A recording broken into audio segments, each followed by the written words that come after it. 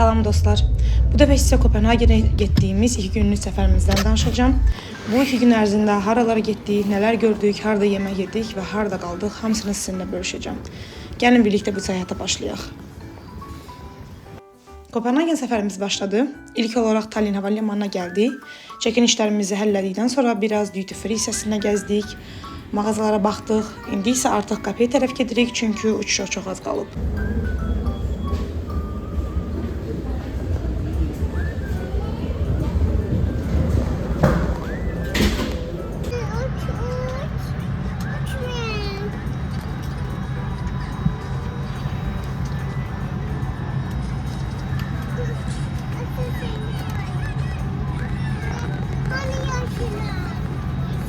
Sõnad aitab teid igal ajal hea meelega.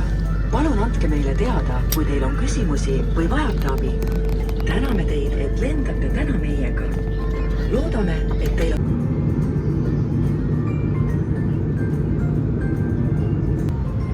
Gəldik, çatdıq Kopenhagen hava limanına. Uçuş təxmini 2 saata yaxın idi. Biz Saraçun Kalesi'ne getirdiğimiz için təyyarəyə minməmişdən əvvəl qapıda onu təhvil vermişdik. İndi gedirik onu götürməyə və öncədən rezerv etdiyimiz otelə qatar biletləri almağa. Çattık. Han üreği. Bu değil üreği. Yok bu değil.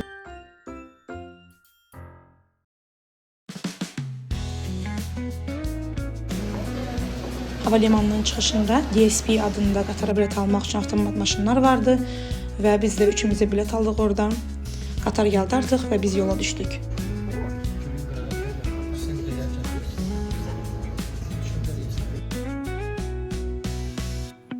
Gəldik, çatdıq Kopenhagen mərkəzi stansiyasına. Bir Harry Potter fanı olaraq bu stansiyanı çox bəyəndim çünki tam olaraq Harry Potter serialındakı kimi idi.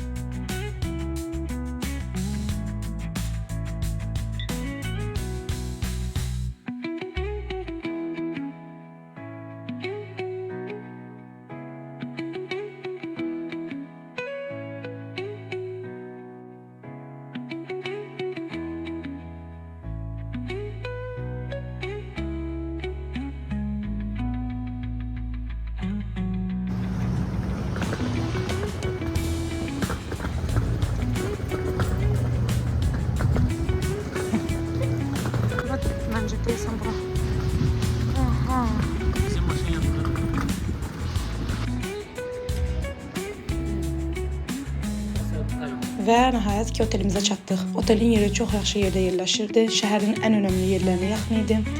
Staff çox pozitiv və məsuliyyətli idilər.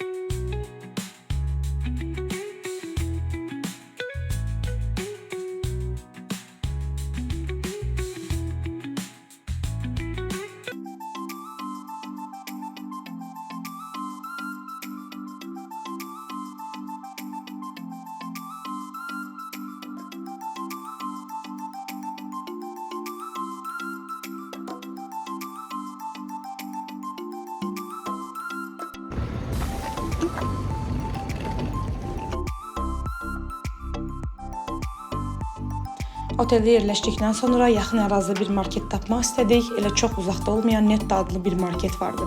Ora keçdik. Sara üçün və özümüz üçün biraz yeməli şeylər aldıq. Qiymətlər ümumilik detallı ilə müqayisədə xeyli baha idi. Danimarka da onsuz qiymət baxımından bahalı ölkədir.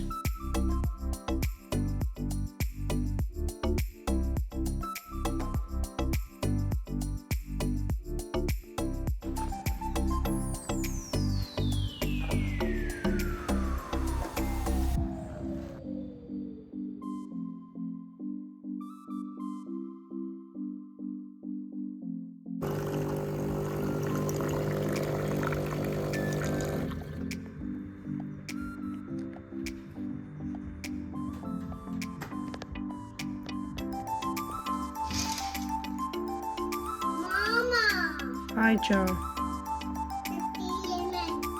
yerəyim.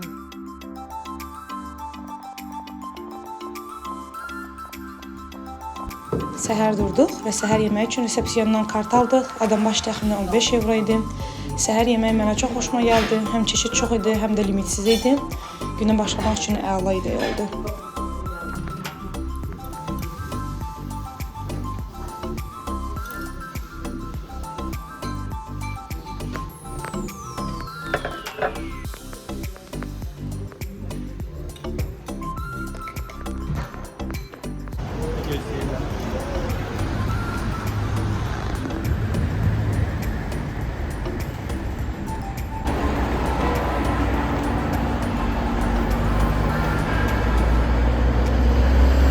Səhər yeməyindən sonra şəhəri biraz gəzməyə çıxdıq. Həm araşdırmaq, həm də xatirə olaraq bir neçə suvenir və maqnit almaq istədik.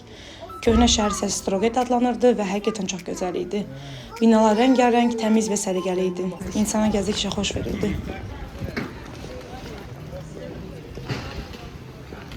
Bura çox məşhur yerdir, Kopenhagen'də.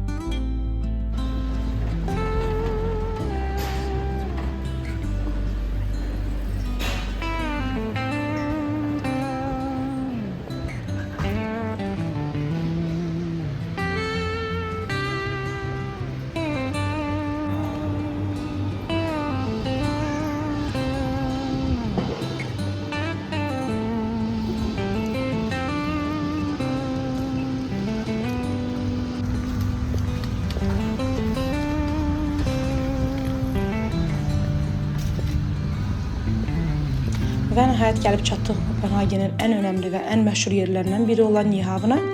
Bura turistlərin ən çox gəldiyi məkanlardan biridir və biz gələndə də ətraf tam dolu idi. Binalar isə inanılmaz dərəcədə rəngli və gözəl idilər.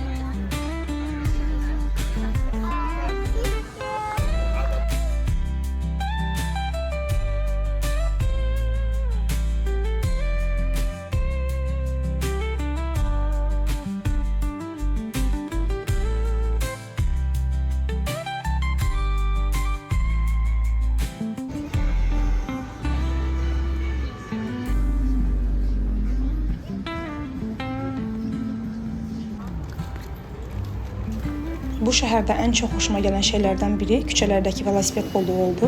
Həqiqətən demək olar ki, hamı velosiped sürür, elə bir insandan çox velosiped vardı. İşə gedən də, günlük işlərini görən də hamısı velosipeddən istifadə edirdi. Məncə Danimarkanı rahatlıqla velosiped ölkəsi adlandırmaq olar.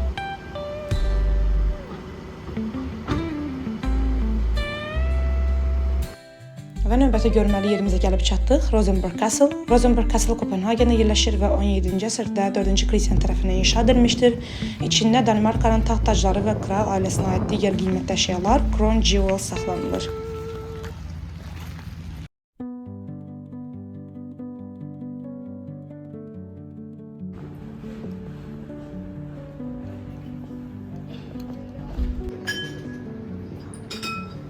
Şəhərdə biraz gəzdikdən sonra istirahət etməyə qərar verdik və günortaya nəsə yemək istəyirdik. Ona görə yaxınlıqda bir restoran tapdıq. Adı Jensen's Buffet idi. Burada steak və frik kartoşka sifariş etdik, biraz da salat. Dadı gözəl idi. Elə səfərin tam ortasında bizi yaxşı doyurdu.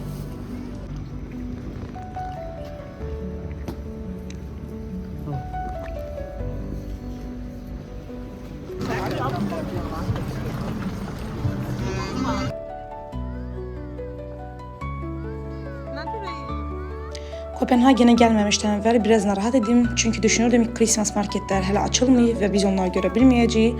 Amma bəxtimizdən şəhərdə 2 Christmas market artıq açılmışdı. Düzdür, məşhur Tivoli Garden'da olandır və hələ o açıq deyil idi. Amma yenə də şəhərin öz Christmas ab-havasını hiss etmək çox xoş oldu. Heç olmasa Kopenhagen Christmas marketi necə olur, bunu görə bildik.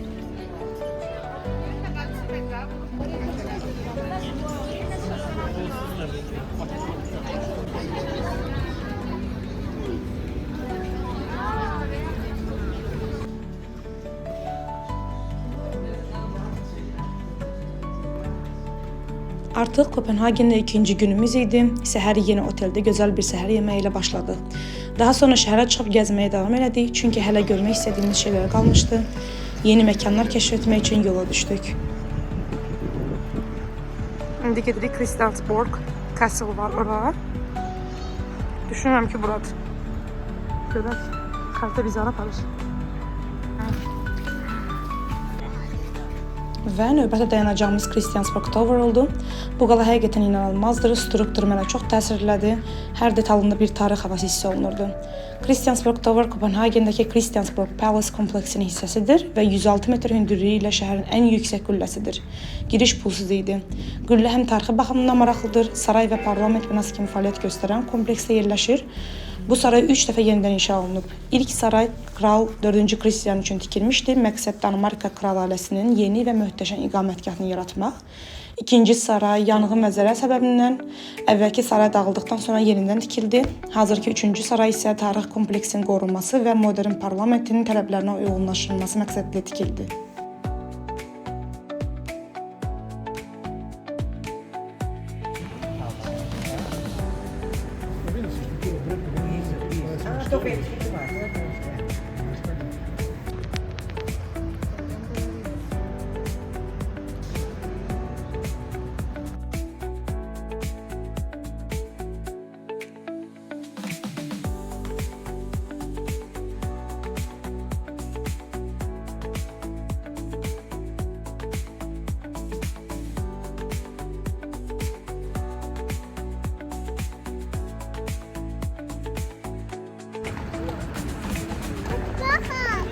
Attı.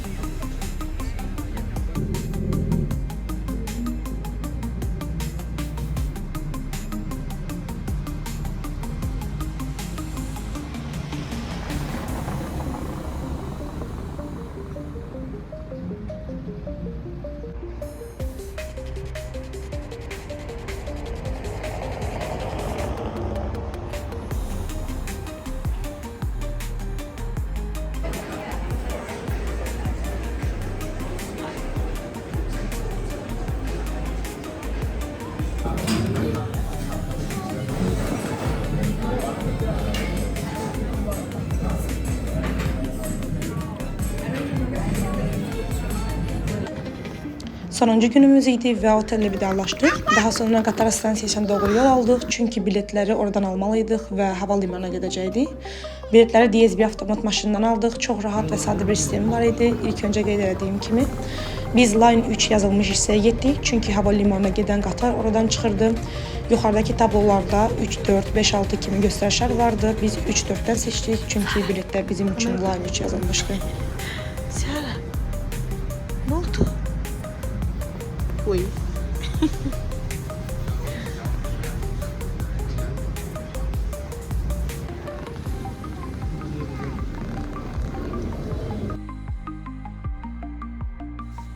Və budur, artıq 2 günlük dolu-dolunu və macəralar keçən səyahətimiz başa çatdı. Artıq hava limanındayıq və təyyarəyə minib Tallinnə doğru yola düşdük.